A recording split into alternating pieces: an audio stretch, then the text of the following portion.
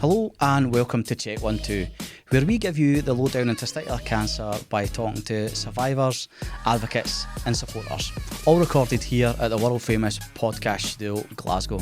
Today's guest is Jack Brown, a LoughboroughUniversity student who was diagnosed with testicular cancer at just 16 years old. During the initial COVID-19 lockdown in 2020, Jack noticed aches and pains in his groin and discovered a lump in his testicle. Initially dismissing these symptoms, he sought medical attention 2 months later, leading to a diagnosis that turned his life upside down. Balancing treatment with his sixth form exams, Jack underwent surgery followed by chemotherapy. Remarkably, Jack's father had also battled testicular cancer before Jack was born, adding a profound personal dimension to his journey. Now, 4 years after his diagnosis, Jack is not only thriving in his studies, but is also channeling his experience into advocacy. Jack is preparing to run an ultra-marathon in order to raise funds for the Teenage Cancer Trust, aiming to support others facing similar challenges. In this episode, Jack shares his story of resilience, the importance of early detection, and his mission to give back to the community that supported him. So stay tuned, this is an episode you won't want to miss.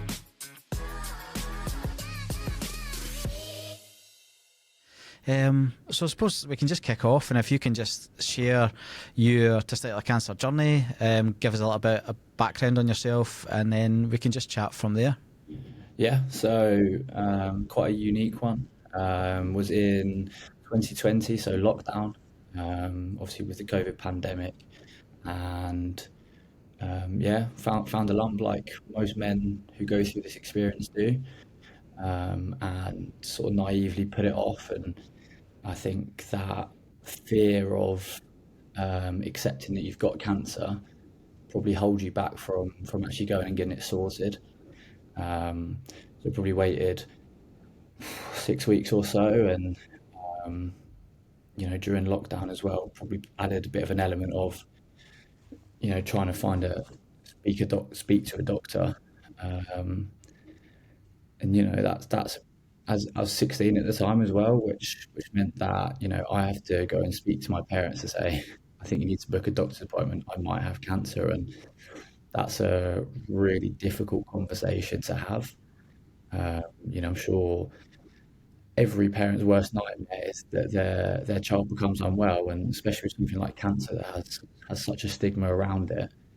To have that conversation at 16 is really, really tough, and not just for me, but for them obviously as well. So yeah, finally got a doctor's appointment, and you go through that awkward process of getting it checked out, and yeah, within a few days sent for an ultrasound and some blood tests, and then you get the news that you have cancer, and that's a lot to process at 16.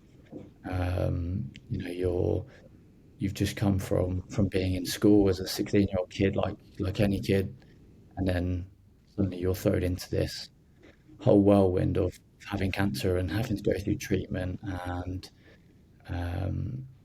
naturally that's a lot to deal with. So went and had my first operation to remove it, and was hoping that would obviously be enough to get rid of it. Wasn't, and that's probably because of the fact that I didn't get it checked out straight away. So then went on to have 4 months of chemotherapy, and again thought hopefully that will get rid of it. Was looking quite positive post that. Went back into school, started getting back into being a normal sort of kid again, and then you go for your sort of 3 monthly checkup, and you're told that it spread to your lymph nodes in the back of your abdomen, and that's sort of your worst fear sort of come to a reality. So yeah, I was meant to be sitting exams in the sort of May, and in April I'm being told your cancer's basically back and it's spread to your lymph nodes. So had two choices. It was either a robotic keyhole, which might get rid of it, might not, would be a lot less painful, would be easy to recover from, or you have a full open surgery and will definitely get rid of it, but the sort of implications is it's a very difficult procedure. It takes a long time to recover from, and it's extremely painful, essentially. So the doctor's advice was, we think we can get rid of it with the robotic and with exams looming, and so we went down with that route, and it didn't work, essentially. So had that, sat the exams, and then went back in for the major one, and thankfully that did get rid of it, and that sort of completed my sort of treatment journey, and I'm now in remission, and I'm now with yearly checkups, and they've all come back really positive. So yeah, it's was a bit of a roller coaster, but I'm sort of really pleased to be out the other side, and now doing some really good stuff to hopefully make sure less people go through a sort of similar journey. Just going back to that conversation, you know, where you've had your parents, I suppose the first thing is, what led you to, you know, check your balls anyway? What was it? Was it something that you had learned about, or you know, because you'd obviously been maybe feeling a bit of pain and discomfort? Was it something you had learned about in school or known about previously that you thought, oh, I better check this? Yeah, well, so my dad actually had testicular cancer. So I think I always knew that it was always going to be a possibility. Um, and actually, really distinctly remember speaking with my biology teacher when I was sort of 14, 15, and you know, we were going through a biology lesson about genes or something along those lines. And I remember distinctly asking him, am I more likely to have testicular cancer because my dad had it? And I think as a teacher, he sort of didn't know how to answer that. You obviously can't say yes as such to a kid, but you could sort of see he was a bit like, well, yeah, potentially. So in the back of my mind, I sort of always half had that thought of I could get it. And then you start feeling a little bit of pain in my lower back, and you find the lump. And I think straight away in the back of my mind, I knew, but it's that fear of accepting that you've got it. Um, so that's essentially why I put it off. And I think looking back, it's, you know, if I go and get that checked out straight away, I'll probably have one surgery and that's it. Because I did let it go on, I ended up having, you know, 3 operations and 4 months of chemotherapy. So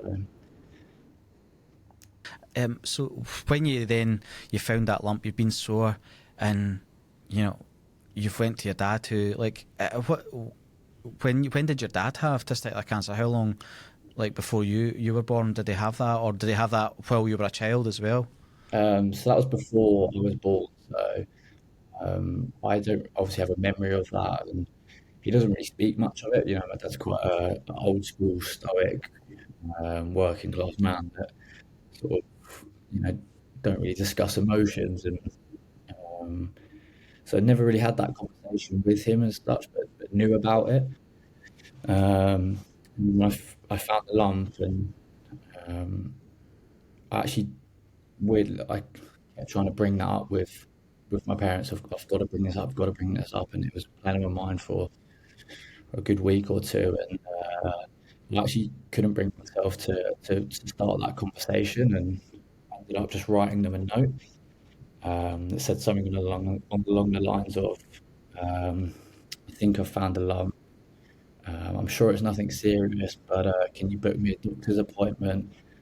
Please don't worry about me. I left it on their bed late one night and I went to bed. And yeah, the next morning I woke up and spoke to my mum. She said, I've booked a doctor's appointment and, you know, everything's going to be okay. So yeah, that's how I eventually told them. Which it's a shame as well that, you know, that within all that, you yourself were scared to even tell them, because I think it's that typical, you know, even as an adult, I was scared to say to my parents as well. And it's funny how you suddenly become even more of a child within a diagnosis like that. You know, it was something that certainly even happened to me. You know, you just want to be told it's going to be it's going to be all right. And it's interesting though, because you're the first guest that's came on that obviously when we go out and do our talks, we talk about the genetic risk factor, and and things like that, and obviously I had a twin brother who sadly passed away when he was a baby, but I always wonder, when you look at the guy like the cancer lads who are twins, would they have got it because of the genetics and things like that? And it's interesting that even what age is your dad now? My dad is 56 now. Right, so it would have been in his kind of early 50s, late 40s then when you got yours. He would have been 50, 51. Right. So, and even then, it shows that generational embarrassment that still exists around testicular cancer. That he wasn't able to have these conversations with you, and you weren't able to have with him. And that's the stigma that the reason that you're so open now that we're trying to get rid of. Yeah. Obviously, you've went through that at 16 years old. You've had your orchidectomy, 2 operations for your kind of lymph node dissection. How was school for you? Like, how were your friends and teachers and kind of other peer groups? Did you face any kind of bullying, or was everybody pretty cool with you? Yeah, no, I have to say I was super lucky with the support from the school, and the friends and family around me were just amazing. And when I first found out, I didn't really tell anyone outside of my immediate family. Um, I think it was a case of I just wanted to deal with it by myself. I didn't want people to stress or people to worry. I just wanted to get it done, get out the other side. And, so I really didn't tell anyone outside of parents, my brother, and a few really close friends. And even throughout treatment, I didn't speak too much about it. And now I'm out the other side. I'm super open about it, and I'm trying to do some advocate and do work to help promote testicular cancer awareness, and trying to encourage people that if you find stuff, go and get it checked out. And I think that comes from being in a place where getting that confidence back in your body, and feeling in a better place mentally to actually go back out and help. I think when you're going through it and you're struggling yourself, you almost don't want people to know. And as much as I'm sure most people are lovely and reach out and send amazing messages, you kind of just want to deal with it by yourself, or at least I did personally. I just wanted to get it done and get out the other side. Yeah. And there's so much to navigate emotionally and physically when you're 16 anyway. Your body's still changing. You've got a psychology of varying different things that are going on, because you're not quite a child, you're not quite an adult, but you feel that you are, and there's a lot to unpack when these things happen. And then of course there's the body image issue as well. And the big one that you would have experienced is the questions around sperm banking as well. At 16, and having to navigate something that you'd never really thought you would have to think about so early. What was that experience like, having to kind of navigate those emotions within that? Yeah, so I sperm banked before my first operation. And yeah, that is a pretty crazy experience as a 16-year-old to.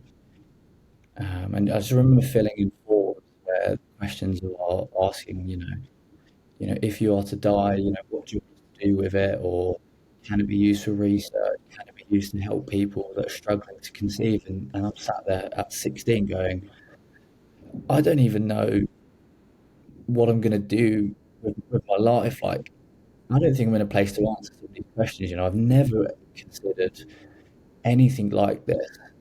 And you're having to make decisions that are really going to have a big impact on the rest of your life, right?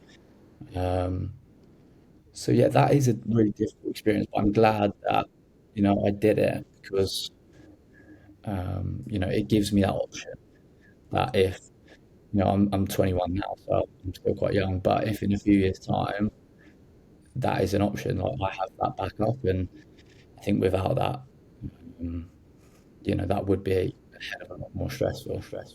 Yeah, I mean, it's a great thing that they do now. The fact that the sperm banking is that you can get fertility treatment from that. It's certainly a weight off your mind in terms of going forward about your kind of parenthood as well.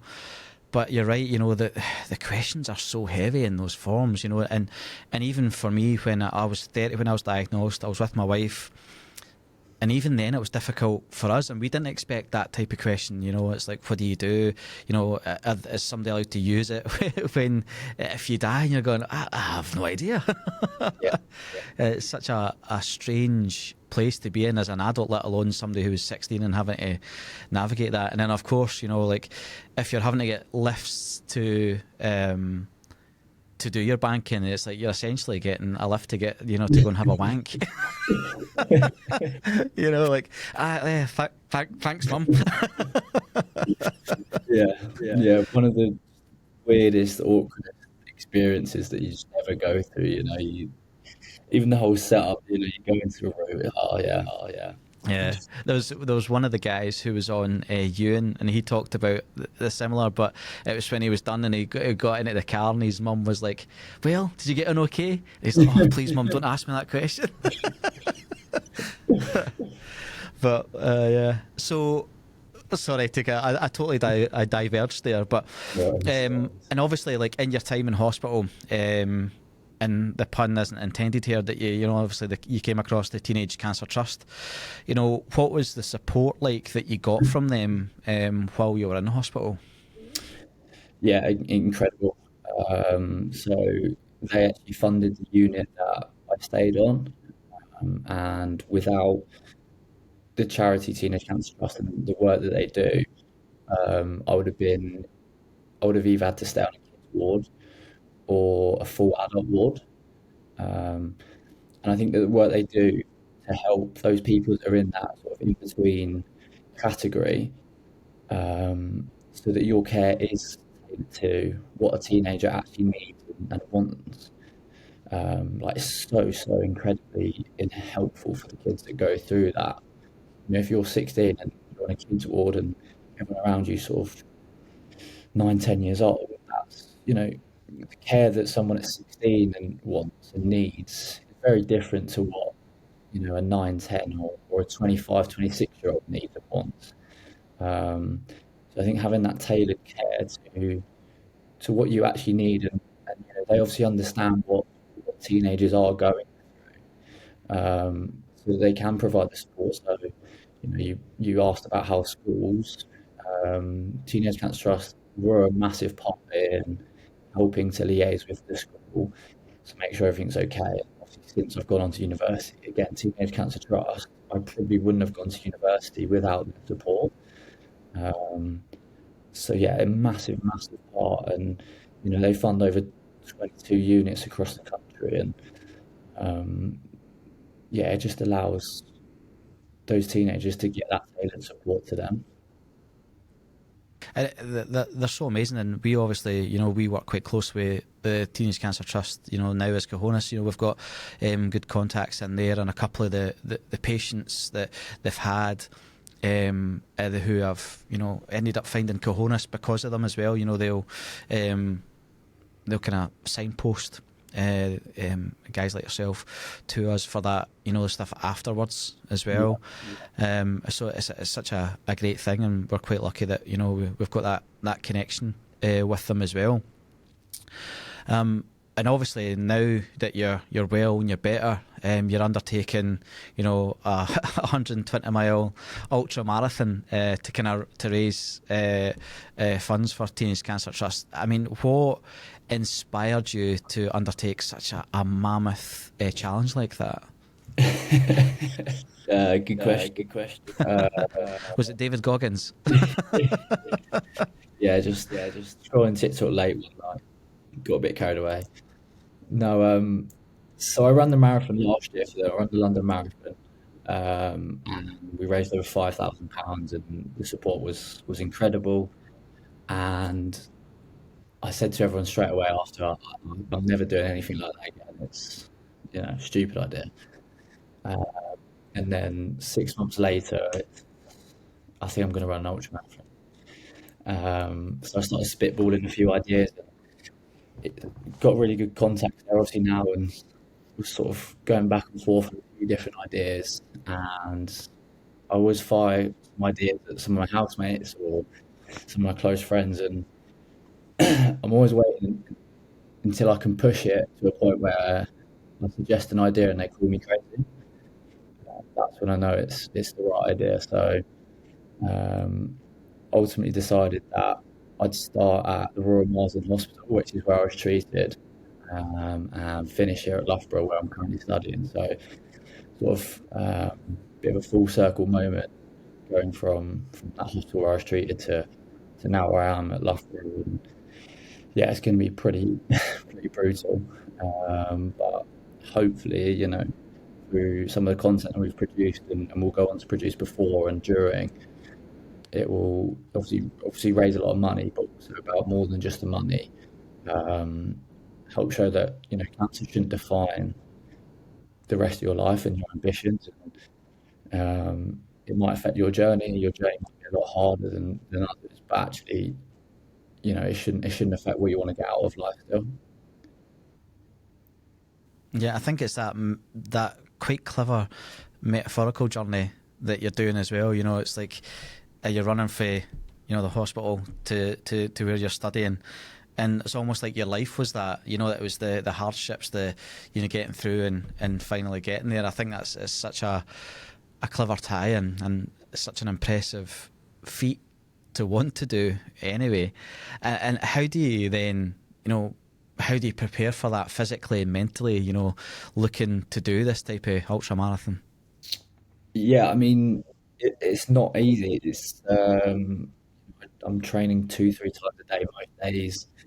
Um, you know, post sort of cancer, once I finished in 2022, I sort of just started getting into a little bit of running, just to a lot of it just to help me mentally, like get out in a bit of nature.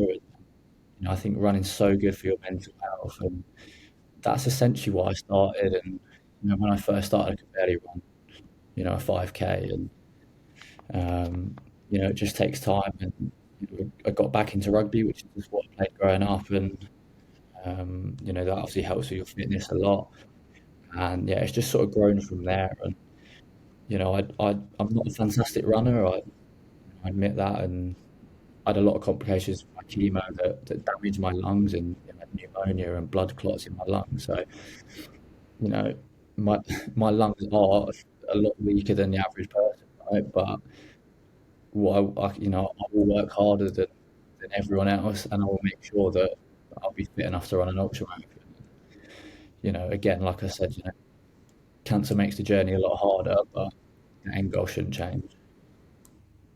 And I think like you've touched on it there, but the side effects that you can have after chemo.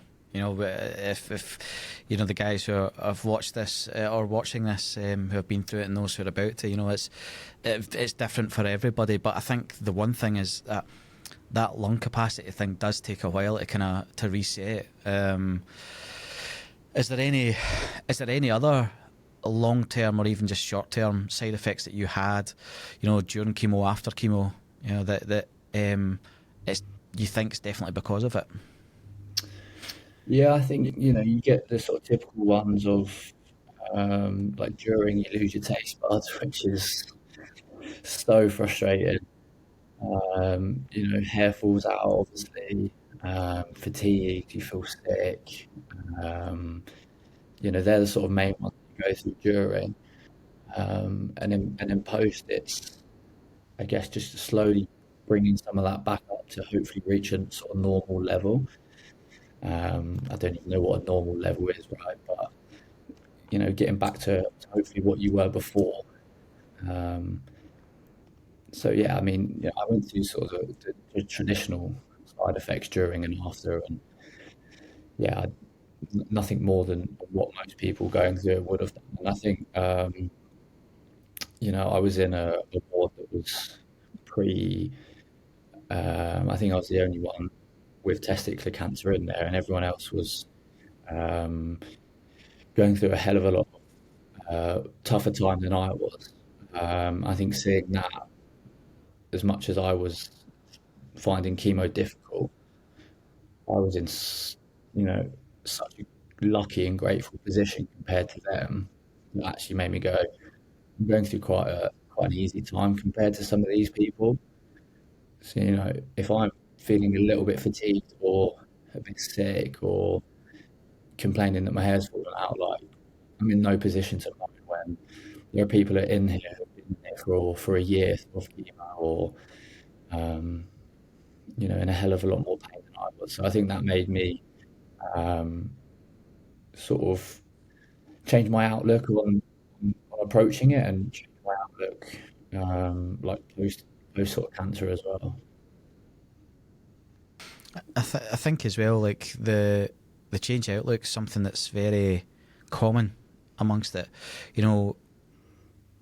As I think it's quite incredible. At 16, you've had this life altering disease. Because it is. Whether people want to admit it or not, these things will change you inevitably. What did you find were the biggest changes? I think, the question that I kind of want to know is, did you feel that you had to grow up pretty quick because you were going through something as big as that?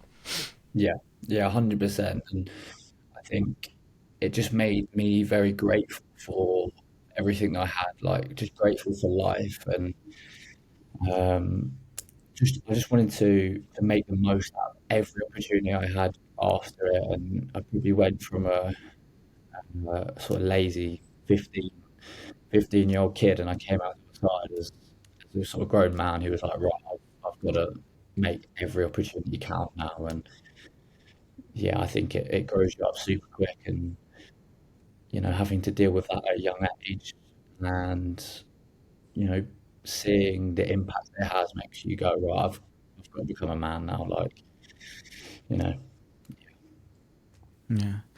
Going back to, that your post-orchidectomy, just as, because I'd forgot to ask, was did you opt for a prosthetic, or was it something that you didn't bother with? no. So I did get offered it.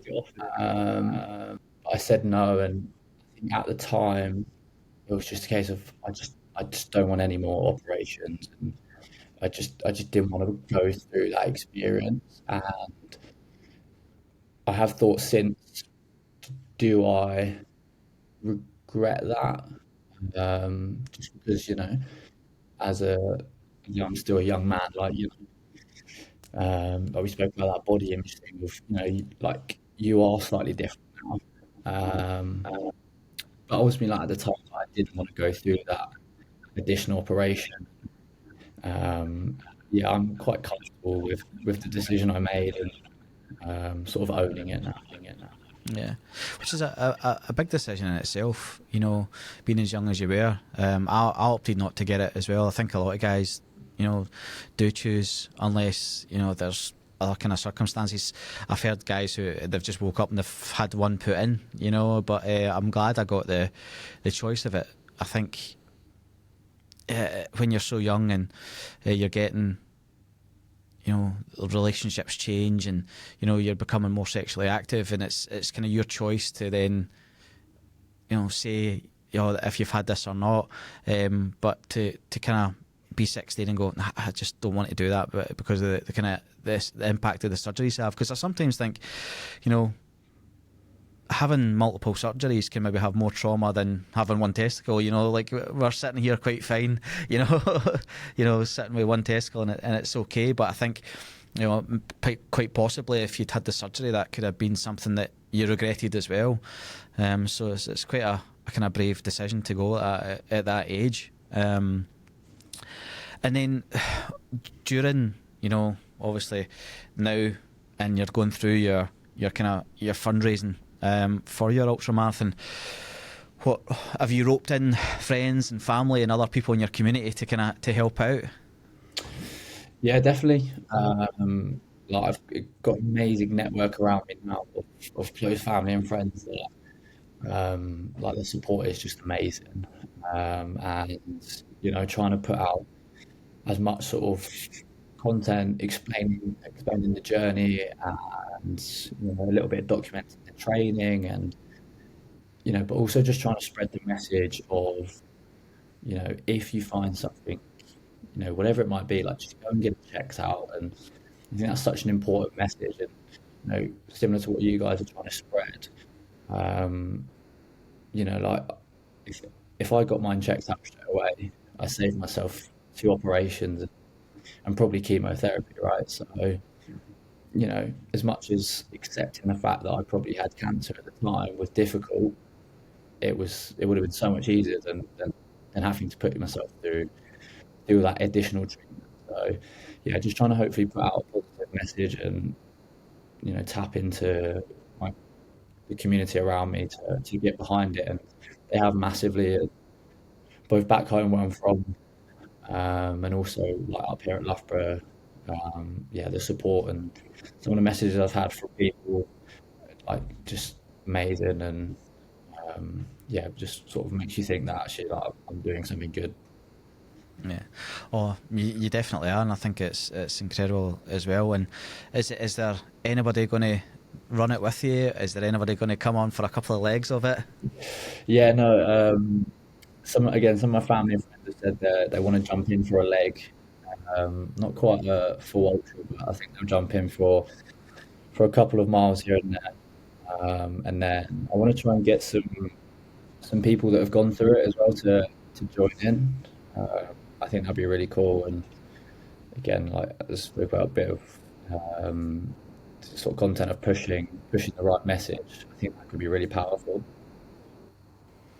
I think as well having somebody your age, spreading that message, and it's great. There's as part of my job with Cahonas, like out with this, is I'm the community engagement officer, so we're like going around schools and stuff like that, and it comes a point where it's like there's this 40-year-old man coming in talking to high school kids about their balls, but as long as I've got like examples, and I think like you're a great example of that, of that kind of positive steps, that strong mentality, that kind of life affirming, like this has happened to me but I'm not letting it define me. And I think having young guys like yourself spreading that message, and hopefully like social media is something that you're tapped into like just automatically. Yeah, I think when you're 15, 16, 17, and I think now with you doing all that content around like your challenge and the things that you're going to do and want to do around it, I think can only be a massive positive and a massive boost to people coming up behind you that unfortunately we're not getting rid of testicular cancer anytime soon. No. But I think if they find that your content or they find this podcast and they're able to look at it and go, well, look at Jack and what he had and what he's done, and going from, like you say, testicular cancer diagnosis to ultra marathon, it's pretty impressive, Yeah, and it's not something you think about at 16, right? And it's not something that I particularly thought about at 16.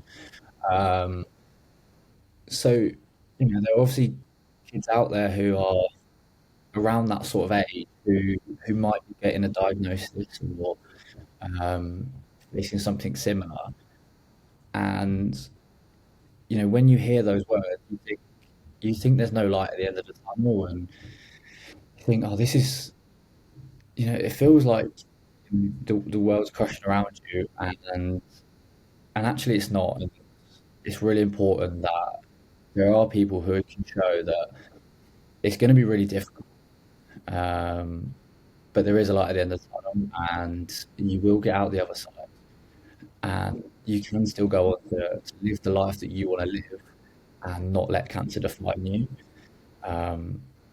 So yeah, that's really what I'm trying to push with some of the content, and that's the sort of message I'm trying to get out there. And what if you know, somebody who's going through it now, and they see this, and they're in the midst of it, and what advice, would you give to any young person that's going through treatment just now? What did you find helpful? What things did you find that helped you when you're going through your treatment in all aspects? Yeah, the biggest thing that helped me was just celebrating like the small wins. Um, so just setting like small tasks every day. It might just be a case of getting out of bed and walking around the ward, and thinking of that as that's my win for the day. Um, and you can't put these unrealistic expectations. If you're in treatment, you're not going to go out there and I don't know, do a crazy workout or something. But actually, if you get out of bed and go for a walk, if it's just around the house or around the ward that you're staying in, that is a win. That's something to actually be celebrated for the day. Especially when you're going through treatment, you probably feel like you're not achieving anything during that time period of your life. When actually you are, you've got to celebrate yourself and say, no, I'm achieving something pretty huge. I'm actually, I'm actually battling cancer, and hopefully, you're going to get out on the right side of it, and that's a pretty amazing thing to celebrate. Yeah. Oh no, definitely. Yeah. And then obviously beyond your marathon, do you have any other plans to kind of continue raising awareness, continue kind of fundraising? Is it something that you want to eventually kind of put behind you, or future wise, are you kind of all in on the kind of the cancer awareness that you'll do it for as long as you can? Yeah, I mean, I want to obviously continue to do everything I can to help people. Um, I said after the marathon, never again. I'm sure I'll probably say the same thing after the ultra. Uh, but I know full well that I will continue to, hopefully put a good message out there and fundraise and whatever that looks like in the future. I know I'll be involved in some capacity, and I've not really thought too much beyond the ultra. I'm trying to focus on that for the minute. But, yeah, 100%. I'll continue to be involved with Teenage Cancer Trust and some of the other charities associated, and just trying to help people that are going through a similar experience. Yeah. And I suppose just to kind of wrap up on that note. Again, it's a little bit on an advice thing, but anybody watching who wants to kind of get involved with your ultra marathon, if they want to come and run a leg with you, or on how to donate and all this type of thing, what information can you give us on that?